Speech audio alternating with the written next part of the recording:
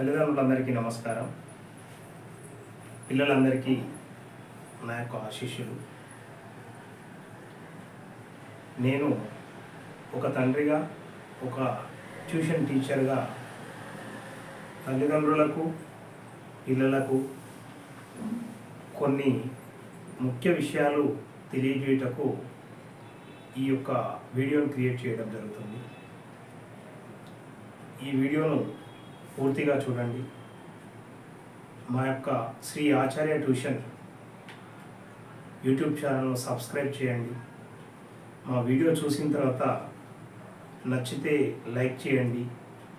మేము చెప్పిన విషయాలన్నీ విన్న తర్వాత మీరు కూడా ఏవైనా సూచనలు ఇవ్వాలని అనుకుంటే కామెంట్ రూపంలో కామెంట్ చేయండి. దయచేసి వీడియోను పూర్తిగా చూడండి.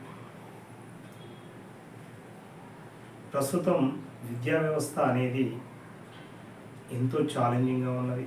విద్యా వ్యవస్థలో ఎన్నో మార్పులు వస్తున్నాయి.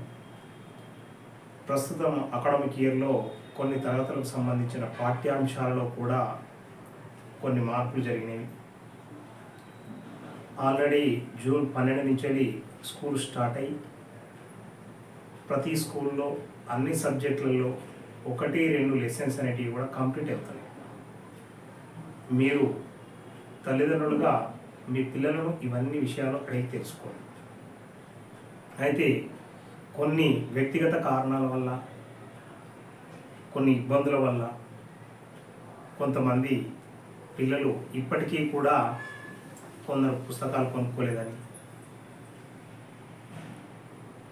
వాళ్ళు స్కూల్స్ ఇప్పుడే కదా స్టార్ట్ అయినాయి, వెళ్ళొచ్చులే, ఇప్పుడే ఏం చెప్తారు, అందరూ రారు, ఆబ్సెంటీస్ ఉంటారు చాలామంది అని కొంతమంది పేరెంట్స్ కూడా పిల్లల్ని స్కూల్కు మధ్యలో డ్రాప్ అవుట్ చేస్తూ, అంటే స్కూల్ ఆబ్సెంటీస్ చేస్తూ వెళ్ళడం. ఇలా వెళ్ళడం వల్ల పిల్లలకి కూడా ఏమని ఉంటుంది అంటే స్కూల్స్ కానీ వెళ్ళడం ఆపేయాలి, ఇంట్లో ఉండాలి, ఆడుకోవాలి అనే ఆలోచన పిల్లలకు ఉంటుంది. తల్లిదండ్రులుగా మీ యొక్క బాధ్యత ఏంటి అని అంటే స్కూల్కు వెళ్ళే పిల్లలకి ఎట్టి పరిస్థితుల్లో వాళ్ళు ఆబ్సెంట్ కాకుండా చూసుకోవాలి. రెండోది ఏంటి అంటే ఆల్రెడీ మనకు గవర్నమెంట్ నుంచి జూన్ 12 నుంచి స్కూల్ స్టార్ట్ అయినాయి అనేది మనకు అఫీషియల్లీ వచ్చిన అనౌన్స్మెంట్. ఈ అనౌన్స్మెంట్ ప్రకారంగా స్కూల్కు ఏ పిల్లలు వచ్చినా ఎవరు రాకపోయినా వేరే వాళ్ళతో మనకు సంబంధం లేదు. మన పిల్లవాడిని మనము ఖచ్చితంగా 12th నుంచి స్కూల్ స్టార్ట్ అయినాయి అంటే ఎలాంటి ఆబ్సెంట్ అనేది లేకుండా మన పిల్లల్ని స్కూల్కు పంపించాల్సిన బాధ్యత తల్లిదండ్రులుగా మనపై ఉంది. తర్వాత స్కూల్లో బుక్స్, యూనిఫామ్ అవన్నీ కూడా మనం ఇన్ టైంలో వాళ్ళ పిల్లలకి మనం అన్నీ ప్రొవైడ్ చేయాలి. మీరు ఎంత కష్టపడుతున్నారు, ఎంత మంచి స్కూల్లో చదివిస్తున్నారు, ఎంత ఫీ మాట్లాడుతున్నారు అనేది ఒక ఎత్తు అయితే, పిల్లవాడికి కావలసిన టైంలో కావలసినవన్నీ కొనించడం, అతను ఆబ్సెంట్ కాకుండా స్కూల్కు పంపించడం అనేది మరొక ఎత్తు. సో కాబట్టి పేరెంట్స్ ఈ యొక్క విషయాన్ని మీరు గమనిస్తూ పిల్లల్ని రెగ్యులర్గా స్కూల్కు పంపండి. వాళ్ళకి కావాల్సిన బుక్స్ కొనియండి, వాళ్ళను ఆబ్సెంట్ లేకుండా చూడండి, పిల్లల హెల్త్ కూడా బాగుండే విధంగా చూడండి. ఇక తర్వాత స్కూల్ స్టార్ట్ అవుతున్నాయి, స్కూల్కి వస్తున్నారు. ఇప్పుడు నేను చెప్తున్నాను, కొంతమంది తల్లిదండ్రులకు తెలిసి ఉంటుంది, కొంతమందికి తెలియదు. ఆల్రెడీ స్కూల్లో ప్రతి సబ్జెక్ట్ నుంచి 1-2 లెసన్స్ అనేటివి కంప్లీట్ అయిపోయినాయి అన్ని సబ్జెక్టులో నుంచి. సో మీ పిల్లవాడికి స్కూల్కు వెళ్ళి వచ్చిన తర్వాత ఈరోజు ఏం చెప్పారు, ఇది నీకు అర్థమైందా లేదా, అర్థం కాకపోతే టీచర్ని అడిగి తెలుసుకో. లేకపోతే వాళ్ళు ఎలా అడగాలి, కొంతమంది భయం ఉంటుంది, కొంతమంది అడగలేరు. స్కూల్లో టీచర్స్ కూడా అందరిని అడుగుతారు, మీకు అర్థమైంది అని అన్నప్పుడు పిల్లవాళ్ళు అర్థమైంది అని అనడం వల్ల వాళ్ళు నెక్స్ట్ స్టెప్ వెళ్ళిపోతారు, నెక్స్ట్ లెసన్కి వెళ్ళిపోతారు. సో ఈ ప్రాసెస్లో మీ పిల్లవాడు వెనుకబడే అవకాశం ఉంటుంది.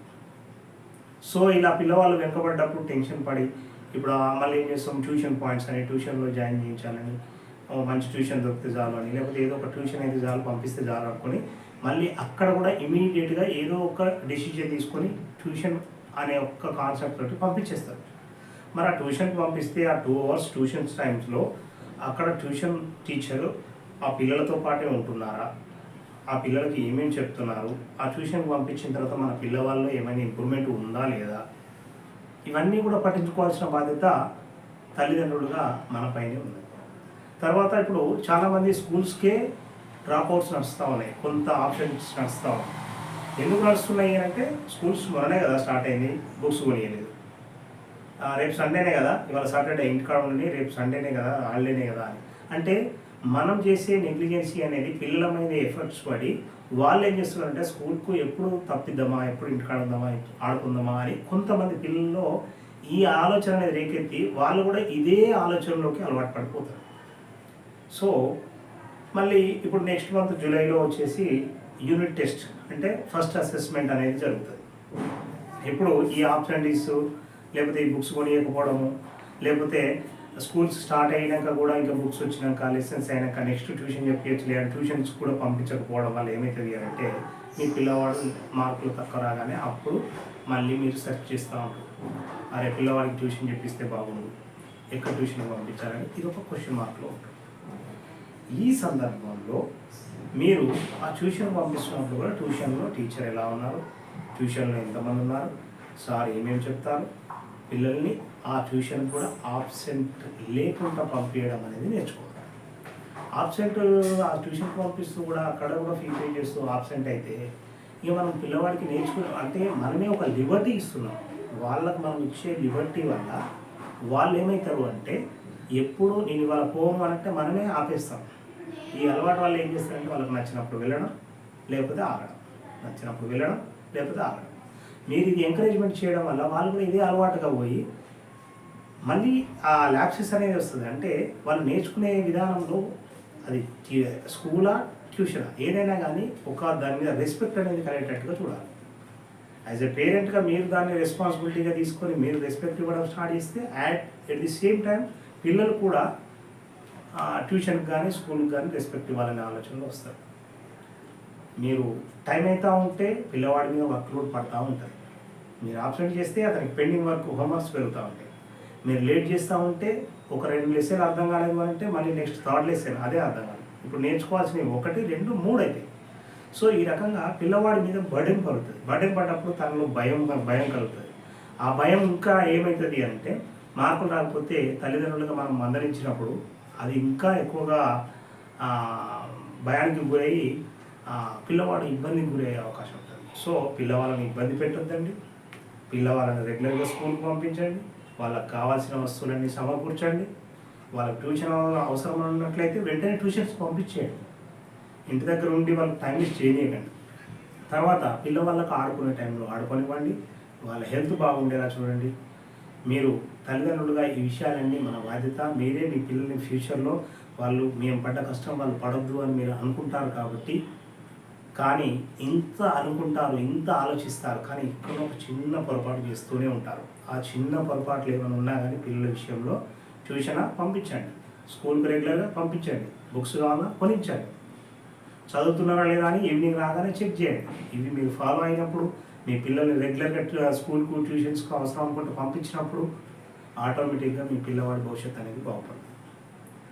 మీరు కోరుకున్నది ఏది అనే దానికి కోరిక ఎంత ఉన్నా కానీ మీరు చేసే పనులు అమలు చేయకపోతే మీ కోరిక నెరవేరాలన్నా కానీ కొన్ని సందర్భాలలో కష్టతరంగా మారుతుంది. దయచేసి ఈ వీడియో రూపంలో తల్లిదండ్రులుగా మీకు ఈ విషయాలు తెలియజేయాలనుకుంటున్నాను. పిల్లవాళ్ళకు కూడా మంచి జరగాలి అనే ఉద్దేశంతో నేను ఇవన్నీ చేసి చెప్పాను. ఏమైనా నా వైపు నుంచి ఏమన్నా తప్పులు కానీ ఏమైనా ఉన్నట్లయితే దయచేసి పెద్ద మనసుతోటి క్షమించండి.